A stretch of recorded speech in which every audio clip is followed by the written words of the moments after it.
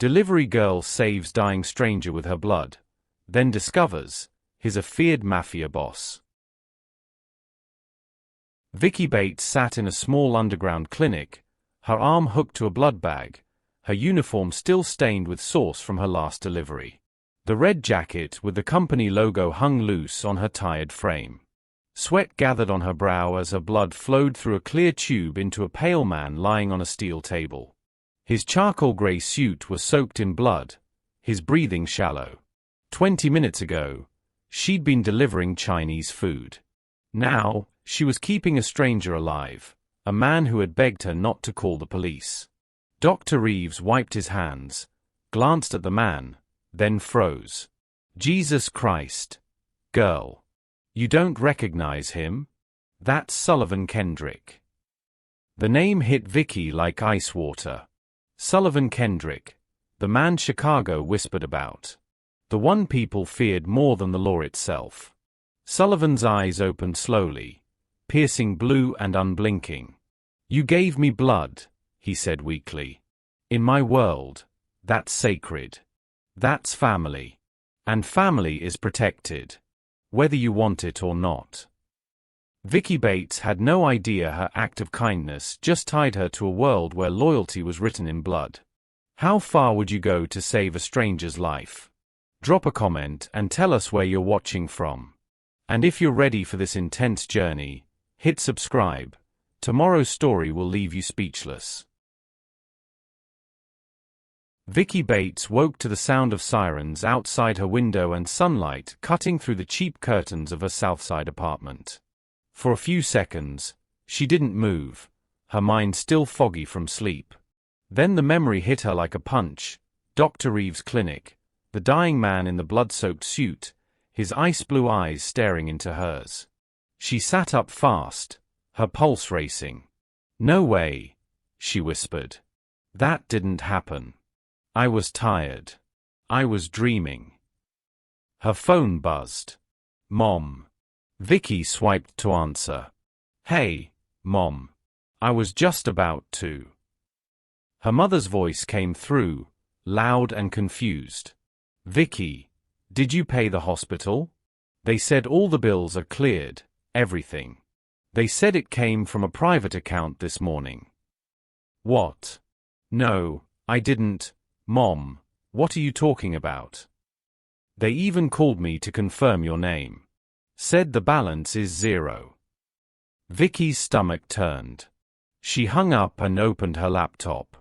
Her student loan portal showed a giant 0. No debt. No payments due. The numbers blinked at her like an error message. A heavy knock rattled her door. She froze. Ms. Bates.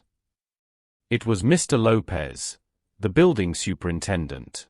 Vicky opened the door halfway. Morning.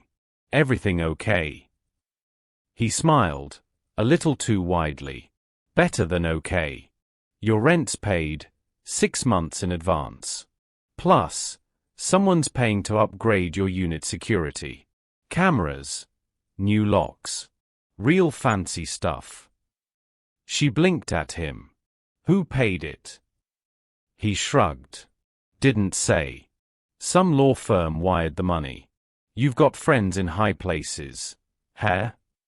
When the door shut, Vicky's hands were shaking. She checked her phone again. Her father's old creditors, men who'd been calling every other day, had stopped. No missed calls. No threats. Nothing. She sat on the edge of her bed, breathing fast. None of this made sense. Later that morning, as she loaded her delivery scooter outside the restaurant, she noticed 2 black SUVs parked across the street. Tinted windows. Engines running. At first, she brushed it off. But by her third delivery, the same SUVs showed up again, half a block behind her. By the 5th delivery, she stopped pretending it was a coincidence. At the next stop, she left her scooter, walked straight to one of the SUVs, and knocked on the driver's window.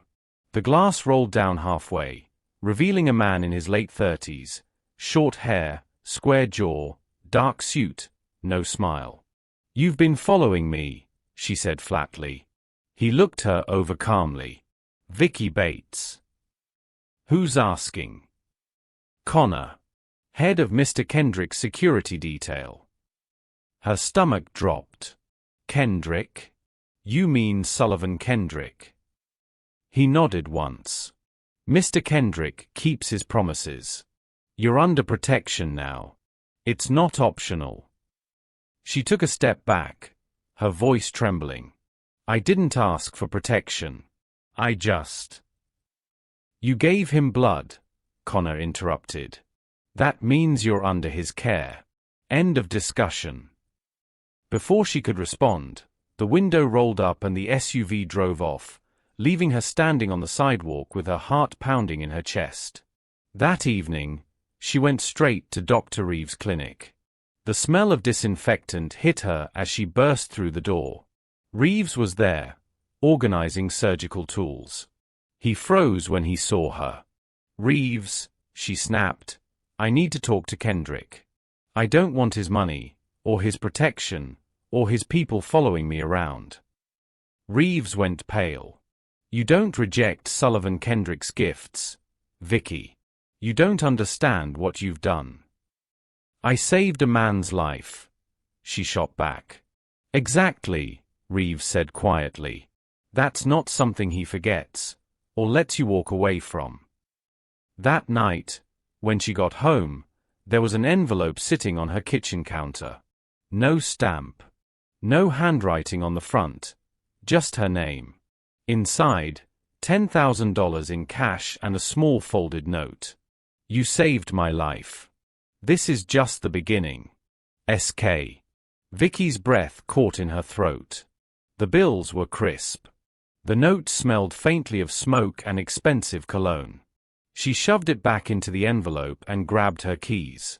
By midnight, she was standing in the marble lobby of one of downtown Chicago's most luxurious hotels, the one listed on the envelope's return address.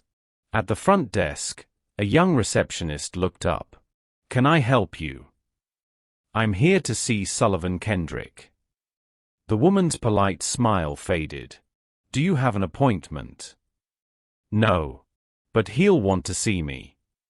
Security guards appeared within minutes. Vicky didn't move. Tell him Vicky Bates is here, she demanded. The guards exchanged a glance. Then a tall man with a scar running from his jawline to his ear stepped out of the elevator. His suit was perfectly tailored, his eyes cold and unreadable.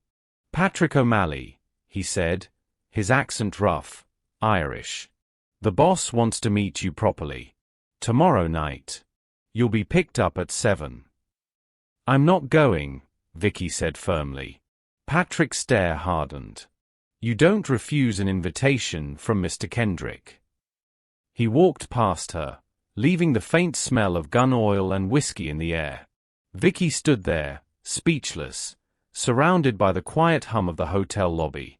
Outside, the city lights glimmered against the glass, and for the first time, she felt like those lights were watching her. She realized with a cold certainty, her normal life was gone. Whatever this world was, she was now part of it. But what she didn't know yet was that Sullivan Kendrick wasn't the only one who'd noticed her act of kindness. Others had too, and they were watching, waiting for their moment. The black limousine pulled up to the curb outside Vicky's apartment just as the streetlights flickered on. The tinted window lowered halfway, and Connor's voice came from inside. Miss Bates. Mr. Kendrick is expecting you. Vicky hesitated on the sidewalk, clutching her small purse. She wore a plain black dress borrowed from her neighbor, the only thing she owned that wasn't a delivery uniform. Her curls were tied back, her sneakers replaced by uncomfortable heels she could barely walk in. The interior of the car was silent, the air thick with the scent of leather and expensive cologne. Connor sat across from her, checking his watch instead of making conversation. Every passing streetlight painted his face in sharp flashes, stone cold, unreadable. They drove north toward the city skyline, past neighborhoods Vicky usually avoided. When the limousine finally stopped, She looked up at a towering glass building overlooking Lake Michigan. The driver opened her door, and Connor motioned for her to follow. They rode the elevator to the top floor. When the doors opened, Vicky stepped into a penthouse that looked like another planet.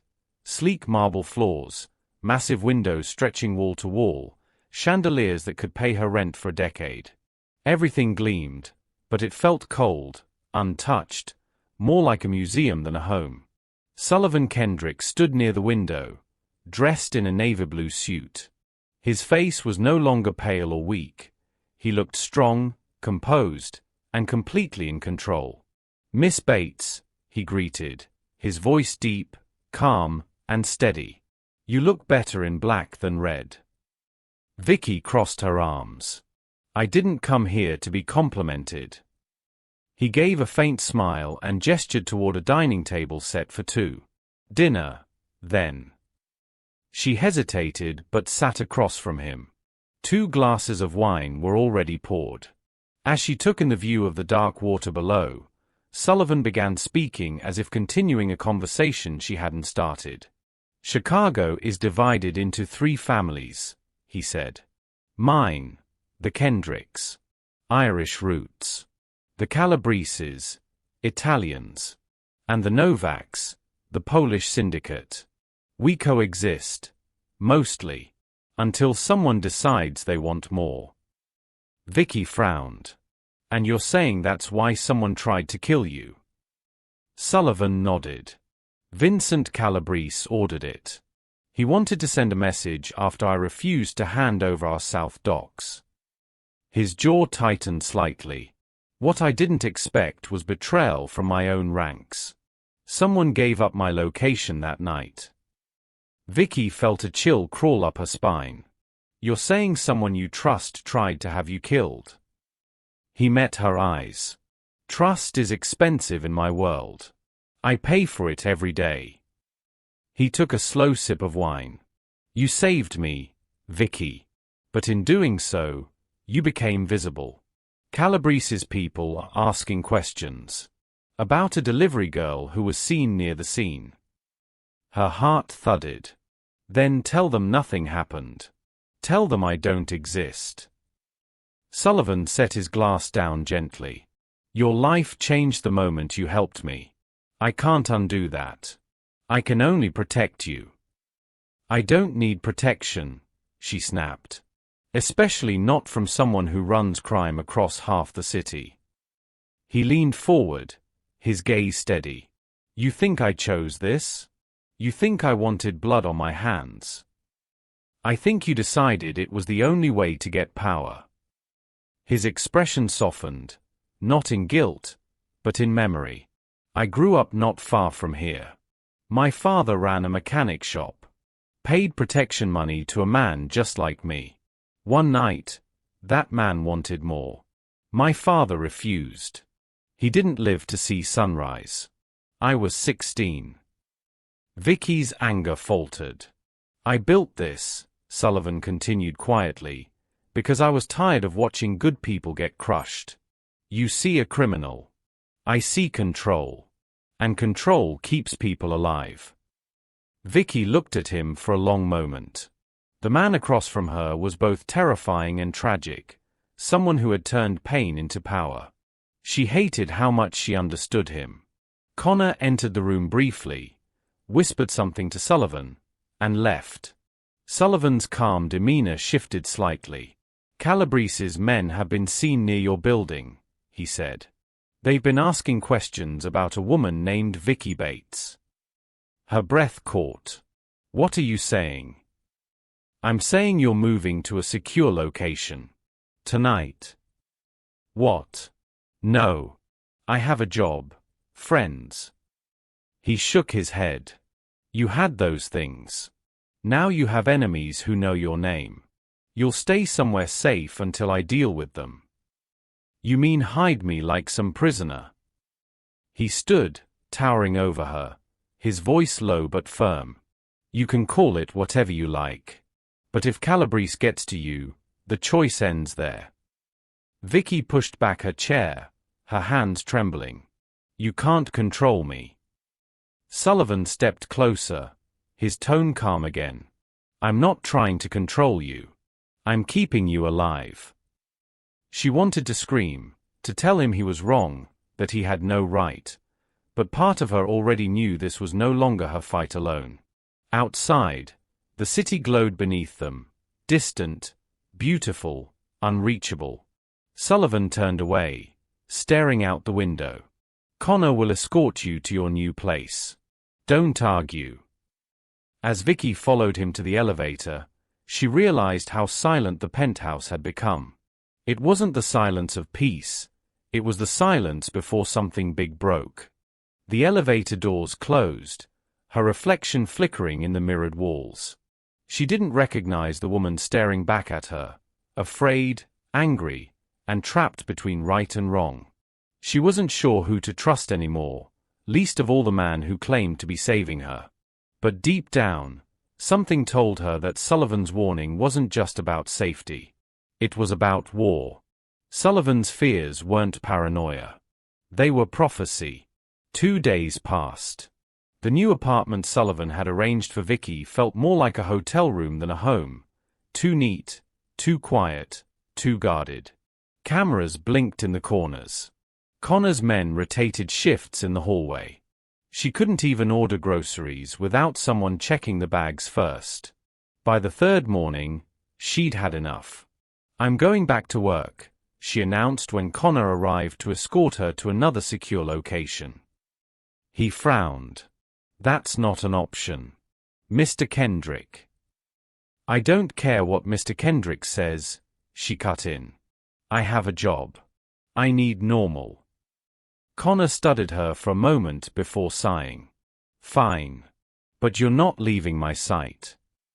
Later that day, she was back on her scooter, wearing her red delivery jacket again. The wind in her face felt like freedom.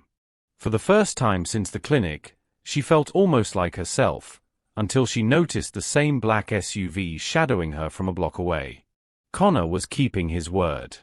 By evening, her shift was nearly over when the restaurant received an order that caught her attention.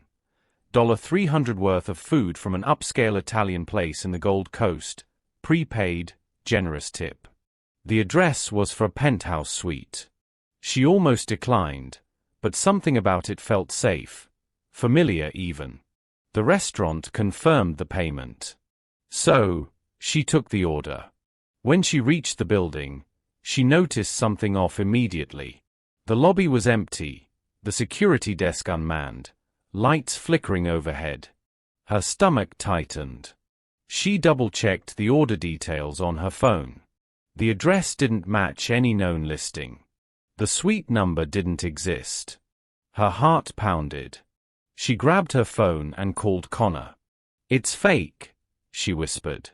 The address doesn't exist. The sound of screeching tires cut her off. A white van swerved in front of her scooter, blocking the narrow street. 4 men jumped out, all wearing dark jackets, their movements quick and practiced.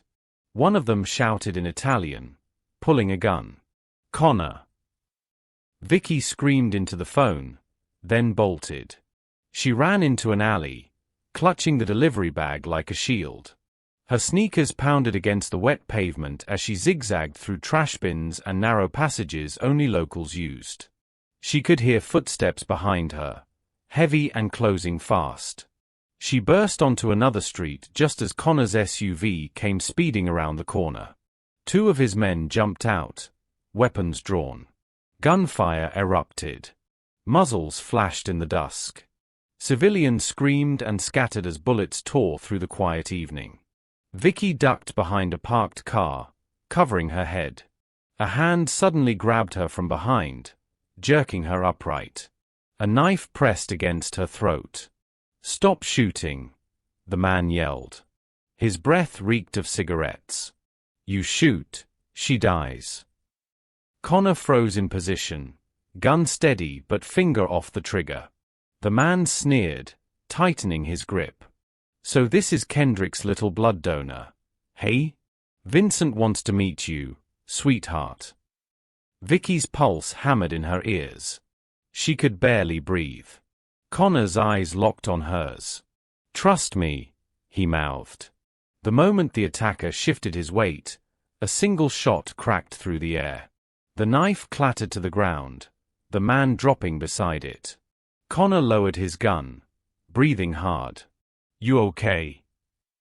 Before Vicky could answer, another engine roared from the corner of the block. A black SUV came skidding into view. The driver's door flew open, and Sullivan Kendrick stepped out, gun in hand. His face was something Vicky had never seen before, rage, pure and focused, no trace of calm or control. Two Calabrese soldiers tried to run. Sullivan fired twice. Both fell instantly. His movements were clean, sharp, and terrifyingly efficient. When it was over, the street was silent except for the distant sound of sirens. Sullivan walked straight to Vicky, his breathing ragged.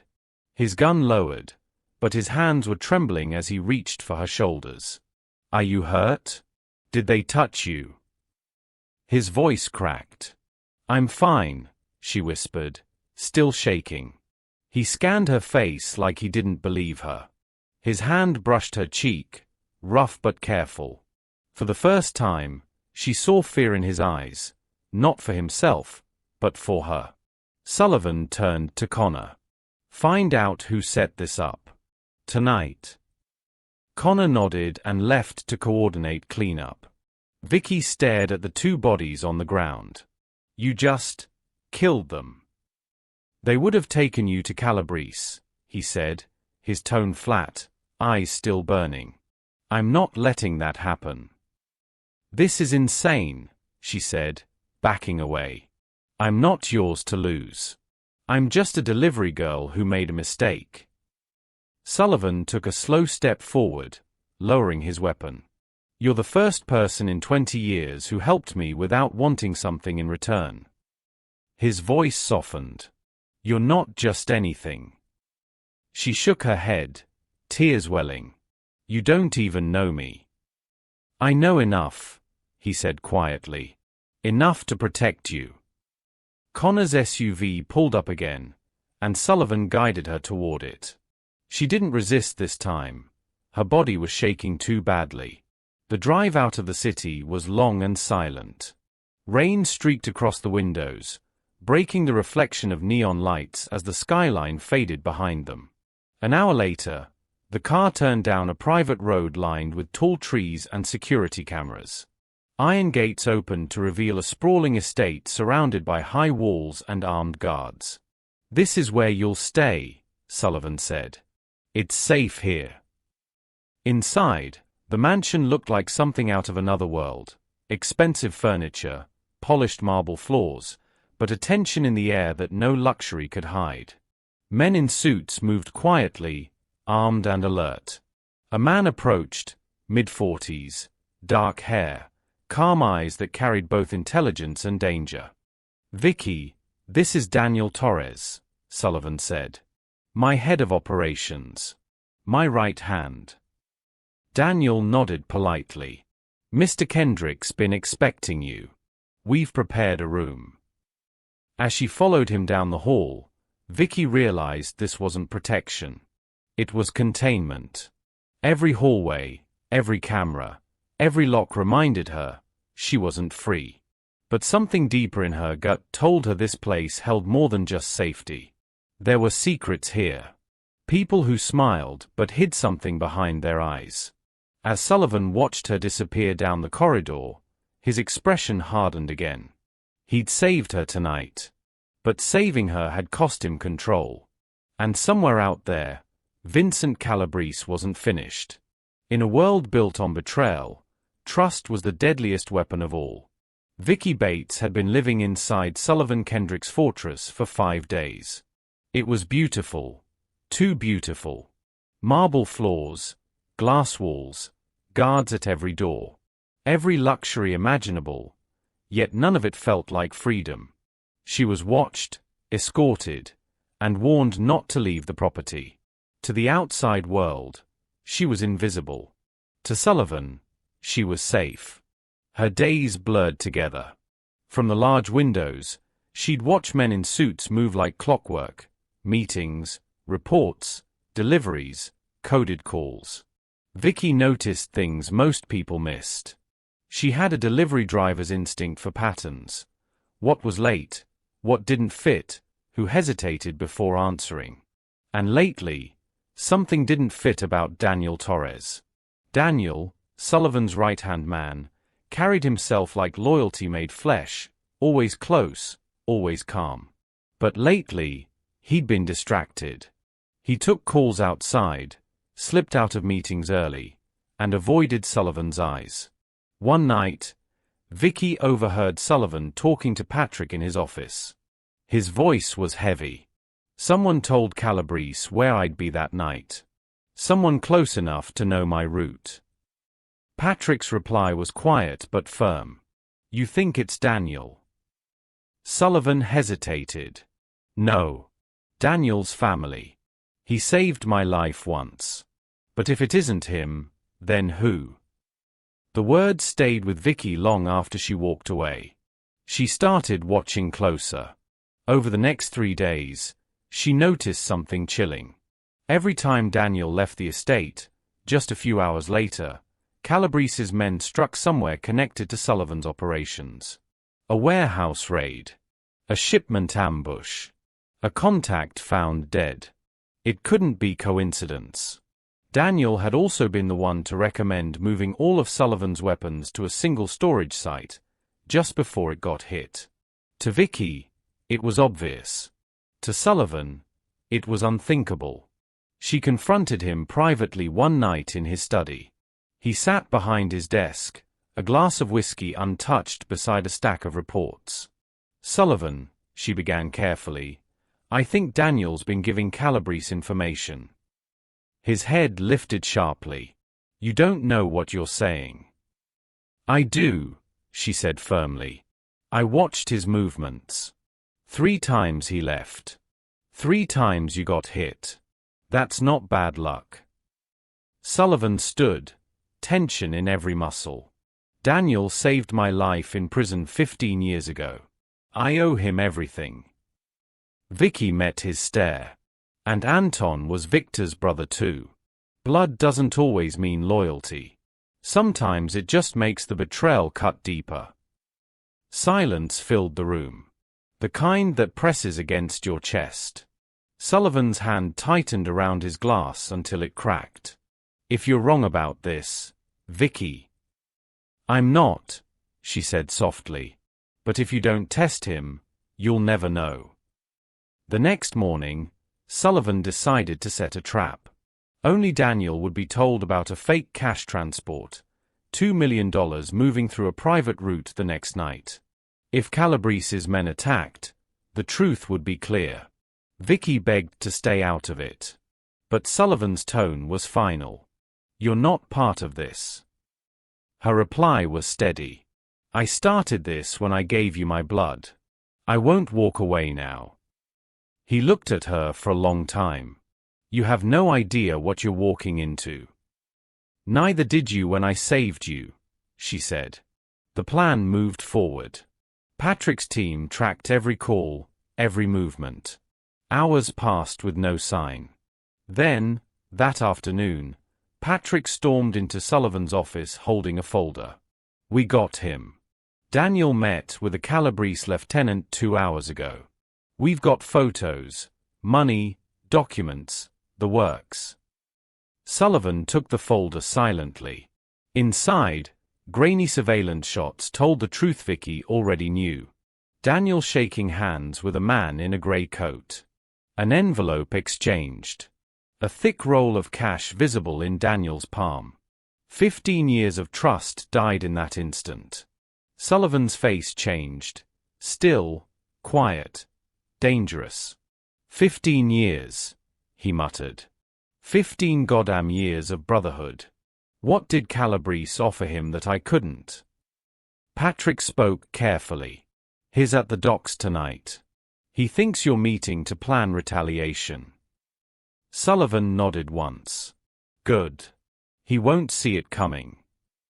Vicky stepped forward. "Sullivan, wait." Don't do this out of anger. You need proof, words, not just photos. His gaze cut through her. Proof? I've buried men for less proof than this. She didn't back down. Then burying him won't change what you've lost. For a moment, something flickered in his eyes. Pain, regret, maybe both. But it vanished behind cold resolve. Stay here. This isn't your fight. As he walked away, she whispered, "It became my fight the moment I saved you." Night fell over Chicago. Black cars rolled through the streets toward an old warehouse by the river. Inside those walls, Sullivan Kendrick was about to confront the man he once called his brother. Vicky stood by the window of her guarded room, staring out at the distant city lights, her reflection pale in the glass. She could feel something coming, something final. Sullivan's fears hadn't been paranoia. They were prophecy. The warehouse sat at the edge of Chicago's industrial district, where the air smelled of rust and oil. It was an old shipping hub, quiet, forgotten, perfect for business that couldn't survive daylight. Inside, Sullivan Kendrick stood at the center of the concrete floor, surrounded by 12 armed men. Patrick checked his weapon by the loading bay doors, while Connor moved silently among the shadows. Vicky Bates watched everything from behind the tinted glass of Sullivan's upstairs office. He'd told her to stay hidden, but she had refused to be far from him. The glass was one way. She could see the men below, but they couldn't see her. Her heart pounded so hard it felt like the glass might shatter with every beat. The echo of footsteps drew everyone's attention. Daniel Torres entered through the side door, calm and unaware. He wore a navy coat over a pressed shirt, looking every bit the loyal lieutenant. His eyes flicked around the room, reading the tension instantly. "Sullivan," Daniel greeted, voice steady but cautious. "You wanted to meet about the Calabrese situation." Sullivan didn't speak. He simply nodded toward Connor, who handed Daniel a thick folder. Daniel opened it. Inside were photos, bank slips, phone logs, every piece of proof Patrick's surveillance team had gathered. For a moment, Daniel's expression didn't change. Then came the flicker, shock, followed by calculation, then something colder. Sullivan stepped forward. "You met with Marco Petrelli yesterday. You took cash and gave him my transport schedules. My people died because of you." Daniel's mouth twitched into a thin smile. "You were always too soft, Sullivan. Your father would be ashamed of what you've become." Patrick raised his gun instantly. Connor moved closer. But Sullivan lifted his hand, keeping them back. "Why, Daniel? You had everything. Money, loyalty, my trust. Why sell it?" Daniel dropped the folder onto the floor. "You still don't get it, do you? This was never about money. Vincent Calabrese didn't buy me. He just gave me the chance to finish something your father started." Sullivan's brow furrowed. "My father's been dead 20 years. "Yeah," Daniel said, voice steady. "Killed my brother in a crossfire on the south side. My brother was 16. He wasn't part of any crew, just walking home from work. Your father's men left him on the sidewalk while they toasted their victory." Sullivan's eyes hardened, pain and disbelief mixing like poison. "You waited 20 years. For revenge." Daniel nodded. "Every step I took in your organization, every deal I helped you make, it all led here. You built an empire to protect what you loved. I built a friendship to destroy what I hated." Patrick cursed under his breath. Connor tensed, sensing what was coming. Daniel's smirk deepened. "And now, while we're standing here having this nice talk, Calabrese's men are already surrounding this place." Before anyone could react, the warehouse doors exploded inward. Gunfire shattered the silence. 15 men stormed in, Calabrese soldiers in dark tactical gear, rifles raised. "Down!" Connor shouted, diving behind a crate as bullets tore through metal and glass. Patrick returned fire, taking down 2 attackers. The room filled with smoke, shouting, and the deafening echo of chaos. Vicky ducked as bullets struck the one-way glass above her. She pressed her hands to her ears, trying to think, trying to breathe. Below, she saw Sullivan pinned behind a forklift, blood on his sleeve. Daniel moved toward him, gun drawn, calm amidst the storm. Without thinking, Vicky grabbed the nearest thing, a fire extinguisher, and swung it against the office window. The glass cracked, then gave way. She dropped through the broken frame, landing hard on the floor below. The shooting slowed for just a second as everyone turned to see her. A woman, in jeans and a gray jacket, standing between 2 worlds that didn't belong to her. Daniel laughed. The delivery girl? You've got to be kidding me. Enough, Vicky shouted, voice trembling but loud enough to cut through the gunfire. This ends now. Daniel aimed his gun at her. You're nothing. Just collateral damage. Vicky met his eyes. I'm the reason he's alive. I gave him my blood. In his world, that makes me family. She turned to the Calabrese men. Your boss wants Sullivan dead because of territory. But this, she motioned to the chaos around them, this isn't about your organization. This is Daniel's revenge. You're dying for a grudge that isn't even yours. The Calabrese lieutenant, Marco Petrelli, froze mid-step. He looked at Daniel sharply. You told Vincent this was about finishing Kendrick's crew. You didn't say anything about some personal score. Daniel snarled. Don't listen to her. She's trying to divide us. But Marco's tone was cold. We came to eliminate Kendrick, not die for your family drama. He motioned to his men to lower their guns slightly. The standoff froze in place, Calabrese soldiers unsure, Sullivan's men holding their aim, Daniel caught in the middle. Smoke hung heavy, the sound of dripping fuel the only noise. Sullivan rose slowly, blood seeping through his sleeve. Marco, take your men and walk out that door. This ends with me and him. Marco nodded cautiously. You're lucky Vincent's not here. He'd finish this. But I'm not dying for him tonight. He signaled his men, and they began backing away toward the open doors. Daniel's desperation cracked through the calm. He lunged, grabbing Vicky by the arm, pulling her close, gun pressed to her temple. Nobody moves. Sullivan's face went pale, his hands trembling slightly. Daniel, don't. Daniel sneered. You care about her. The great Sullivan Kendrick, untouchable, ruthless, finally found a weakness. Vicky could feel the cold barrel against her skin, but she didn't cry. You think killing me fixes what your brother lost, she whispered. It won't bring him back. It'll just prove you became everything you hate. Daniel's jaw tightened, eyes flickering for just a second. That was all Connor needed. One shot rang out. Daniel's gun flew from his hand as the bullet tore through his shoulder. He fell to the floor, clutching his arm, groaning in pain. Sullivan stood over him, gun raised. Every instinct screamed for vengeance. Daniel looked up, smirking through the pain. Do it. Be your father's son. End it the way he would have. Sullivan stared down, shaking. You wanted me to be my father. But here's the reason we're all standing in ruins, drowning in old blood. He lowered the gun. I won't be him. He turned to Marco, who was still by the door. Tell Calabrese this war is over. He can have the south side. I'm done. Marco gave a short nod and left with his men, leaving Daniel bleeding on the floor.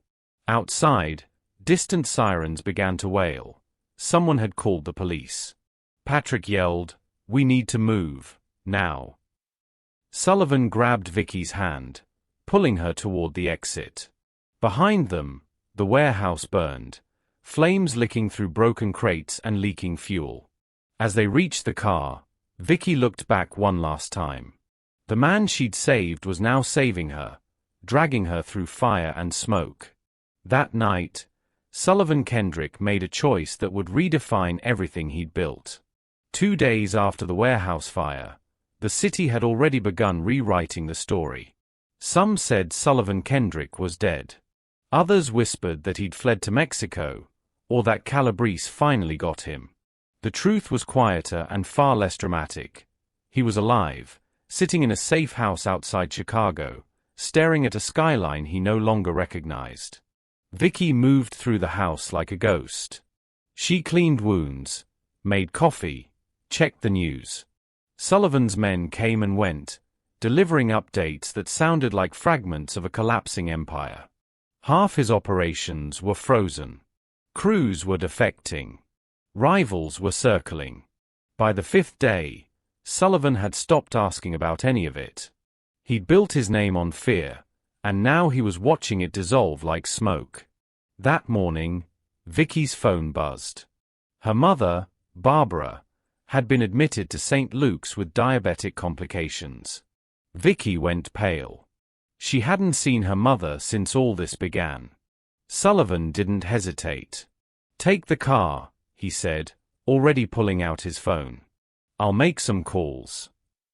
By the time Vicky reached the hospital, Barbara was in a private room, attended by the city's top endocrinologist and 2 round-the-clock nurses. The bills, tens of thousands of dollars, were already paid. Barbara looked stronger than expected but eyed her daughter suspiciously. "Where is this money coming from, Vicky? Who's helping us?" Vicky hesitated. She wanted to tell the truth, to explain everything, but the words caught in her throat. "How do you tell your mother that the man you saved with a pint of blood runs a criminal empire?" "It's someone I helped," Vicky finally said. "He's just returning the favor." Barbara frowned but didn't push. She reached for her daughter's hand. "Whoever he is, thank him for me. But be careful, sweetheart. People don't give without wanting something back." That warning stayed in Vicky's head long after she left the hospital. That night, she found Sullivan sitting on the balcony of the safe house. Chicago's lights glittered in the distance, far enough to look peaceful, close enough to still burn. He was holding a glass of whiskey, untouched. "You asked me once," he said quietly, not looking at her, "why I do this. Why I built an empire on fear." Vicky leaned against the railing. "Yeah, I remember. My father, Sean Kendrick, was an enforcer," Sullivan said. "The kind of man who thought respect came from pain. He used to tell me fear keeps people loyal. Love makes them weak." He gave a tired smile. "When he was murdered, I took over at 25. I told myself I'd build something better, stronger, smarter. And I did. But I used the same tools he did. Violence. Control. The same poison, just in a prettier bottle." Vicky listened quietly, the wind tangling her hair. "You said the war was over. So stop. Walk away." "It's not that simple." "Yes, it is." She faced him, voice firm. "You have hotels, construction, real estate, all legitimate. Use those. Pay your people differently. You can rebuild something clean." Sullivan looked at her for a long moment. "You think redemption's just a business plan?" "No," she said softly. "It's a choice. And you've already made harder ones." Before he could answer, Patrick appeared in the doorway, face grim. "We've got a situation. The FBI's reaching out." Sullivan's tone hardened instantly. "Not interested." Patrick ignored him. "They're offering immunity. Full protection, in exchange for testimony against Calabrese's organization. They want everything: financials, Contacts, routes. Sullivan stood, pacing. I don't work with feds. That's a death sentence. Vicky stepped forward. You're already marked for death. At least this way, you take down the people actually destroying the city. Patrick shook his head. You do this, you'll lose everything. The men who stay loyal won't forgive you. The ones who don't will try to kill you. Sullivan stared out over the skyline. Maybe that's what has to happen. Patrick's voice broke slightly. Boss. I'm not your boss anymore, Sullivan said quietly. Not after tonight. The next morning, Sullivan met with federal agents in a nondescript office downtown. No lawyers, no threats. Just a man ready to end his own legend. Over the next month, he worked with them, building a case against Calabrese that exposed decades of corruption, money laundering, and murder for hire. At the same time, he began restructuring everything he still owned legally, transferring employees into legitimate businesses, paying off debts, closing accounts that had once run in the dark. Some of his men accepted the change, grateful for steady paychecks and clean work. Others walked away, calling him weak. A few swore they'd finish what Calabrese couldn't. Through it all, Vicky stayed. She wasn't his advisor or partner, just his anchor. The one person who didn't need anything from him. One night, while reviewing contracts, Sullivan looked up. What do you want, Vicky? When all this is over, what do you want for yourself? She blinked, caught off guard. Me. Yes. You've saved my life twice now. You've earned a future. Vicky smiled faintly. I wanted to be a nurse. Never finished school. I still dream of opening a small clinic, someplace that helps people who can't afford care. Sullivan leaned back. I'll fund it. Full partnership. You run it. I'll handle the resources. I don't want your guilt money, she said. He shook his head. It's not guilt. It's an investment. In someone who showed me there's more to life than survival. She looked at him then, really looked at him, not the feared name whispered in alleys, but the man underneath, exhausted and raw. Then do it clean. No favors. No shadows. Deal, he said. 3 weeks later, the trial began. Federal prosecutors called Sullivan Kendrick their most significant organized crime witness in 20 years. His testimony was brutal and precise. He named names, described routes, handed over records no one else had ever seen. By the end of the third week, Vincent Calabrese was sentenced to 25 years in federal prison. 14 of his lieutenants followed. Daniel Torres, broken and bitter, took a plea deal and entered witness protection. He disappeared from Chicago, perhaps for good. And Sullivan Kendrick walked out of the courthouse a free man, immunity granted, empire dissolved. 6 months after she'd given blood to a dying stranger, Vicky Bates stood at a crossroads between past and future. She had keys to a half-renovated medical clinic on the west side and a letter from Sullivan waiting on her desk. It said only one thing. You gave me a second life. Now go save others. Vicky smiled, folded the letter, and stepped into her clinic. Outside, the city hummed, restless, imperfect, alive. And for the first time in years, so was she. 6 months after the trial, the south side of Chicago had something it hadn't seen in a long time: hope. A white-painted building stood at the corner of 83rd and Halsted, its windows bright, its sign clean and proud, Bates Community Health Center. Inside, the air smelled of fresh paint and antiseptic. The waiting room hummed with quiet conversations, the shuffle of feet, and the laughter of children. 12 staff members moved efficiently between rooms, nurses, doctors, and volunteers, all working under one mission: to bring care where the system had forgotten to. And at the center of it all was Vicky Bates. She wore teal scrubs and a stethoscope around her neck, her curls loose around her face. Her movements were calm but confident. Every decision, every life she touched, carried the weight of where she'd come from. She wasn't just the delivery girl anymore. She was the director, the nurse, the heartbeat of the clinic.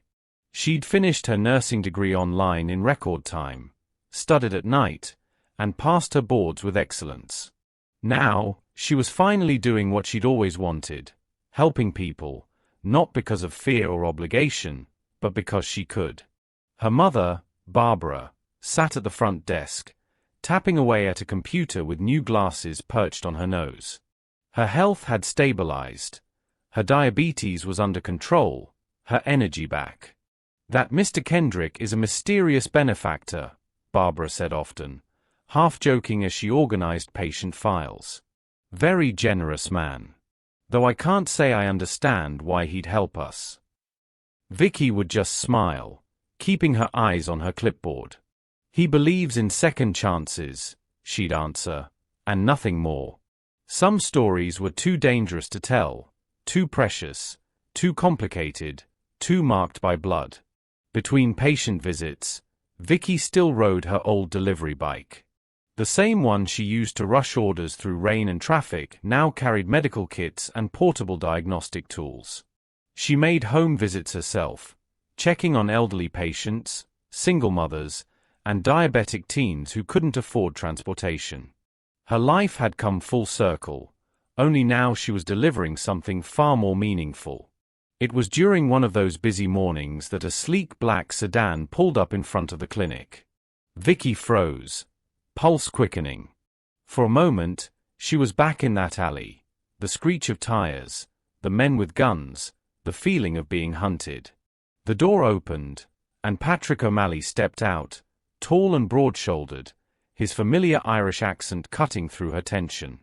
"Easy there, Doc," he said with a faint grin. "No one's here to shoot at you." Vicky exhaled shakily, managing a smile. "Patrick, you scared me." "Sorry about that. Old habits." He glanced around the clinic, genuinely impressed. "The boss wanted me to check on things. Make sure you've got everything you need." She crossed her arms.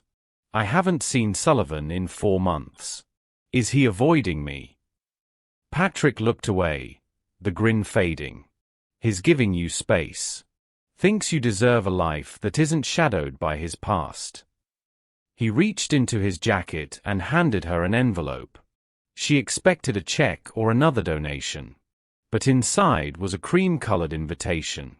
A gallery opening. Kendrick Fine Arts. Launch night. "He's going legit," Patrick said. "Art restoration, auctions, private collections. Clean money. Real business.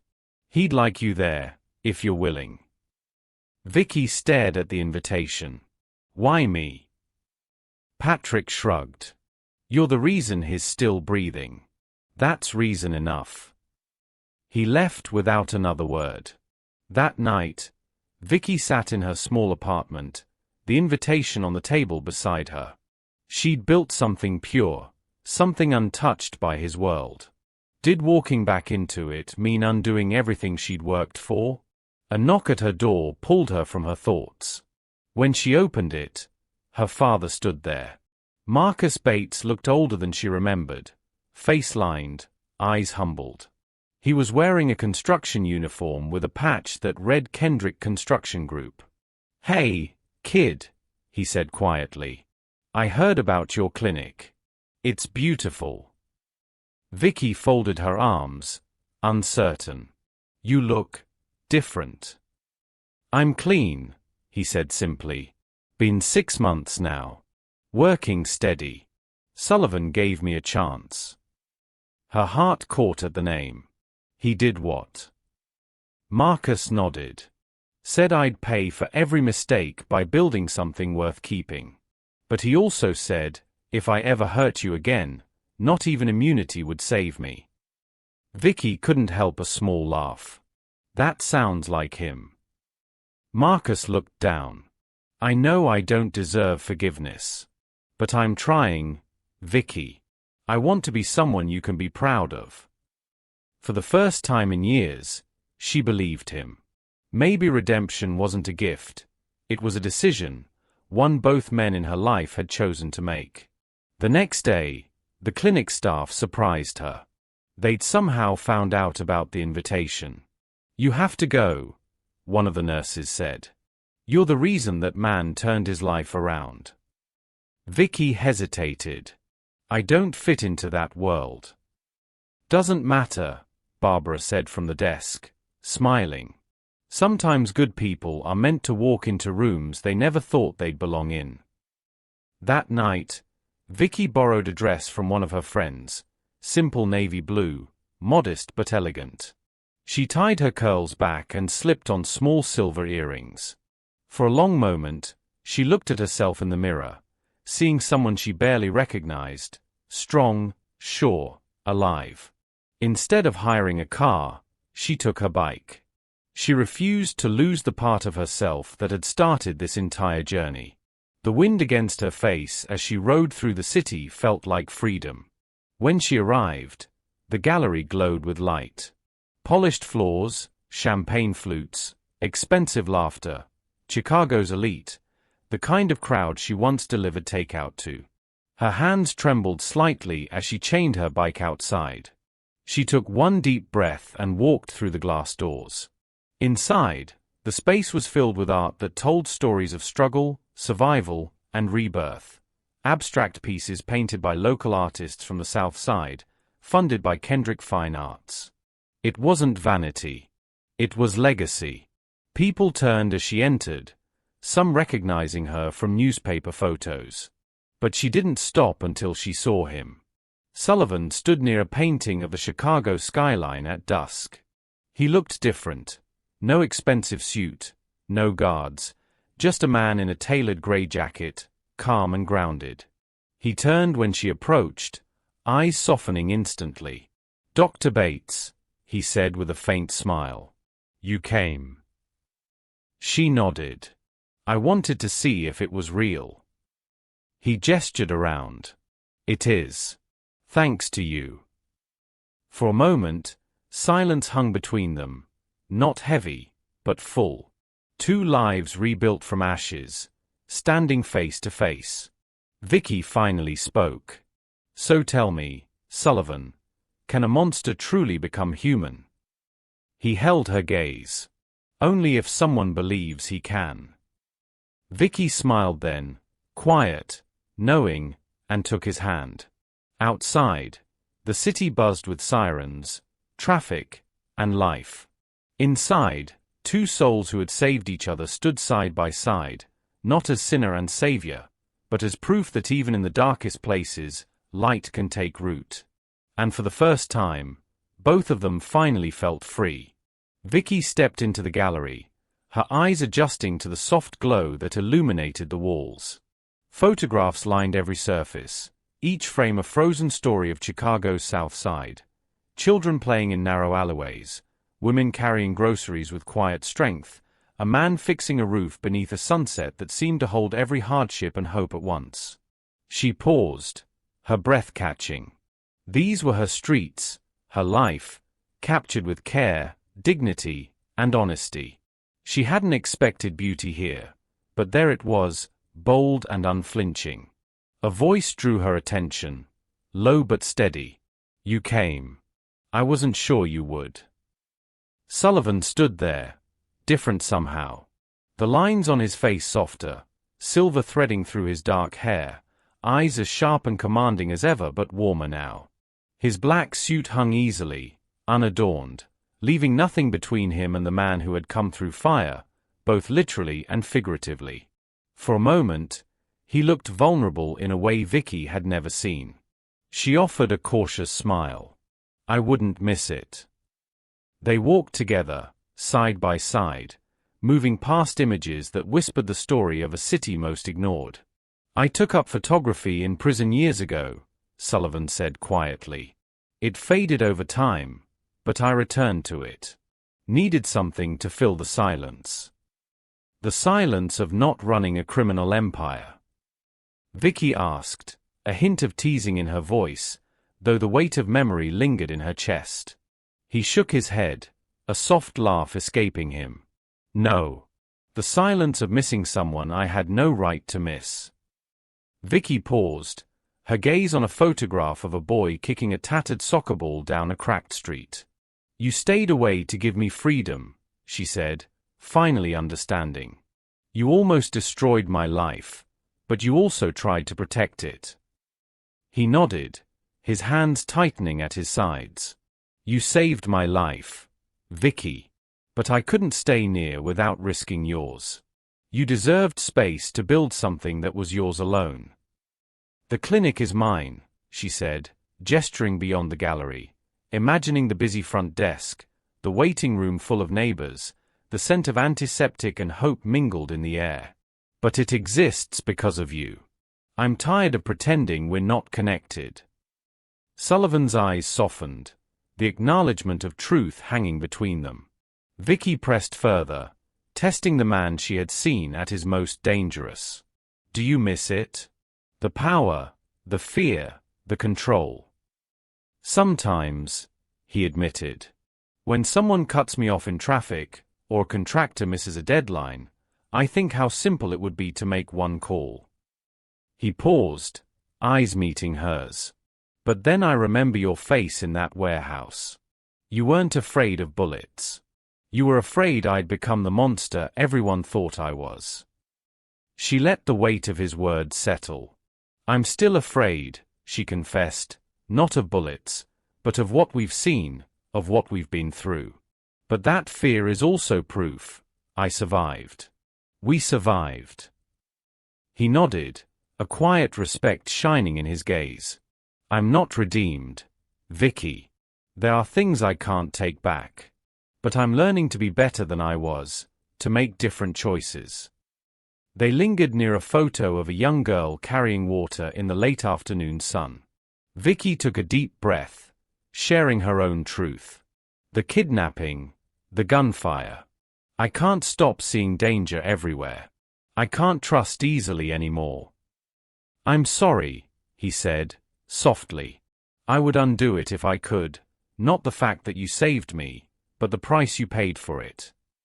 She shook her head. I don't want that undone. It showed me I'm stronger than I knew. And it showed me that you're more than the devil Chicago fears. Sullivan reached for her hand, warm, steady, grounding. What are we, Vicky? What is this between us? She studied him, weighing honesty over comfort. Honestly? I don't know. You're too old for me, too dangerous, too complicated.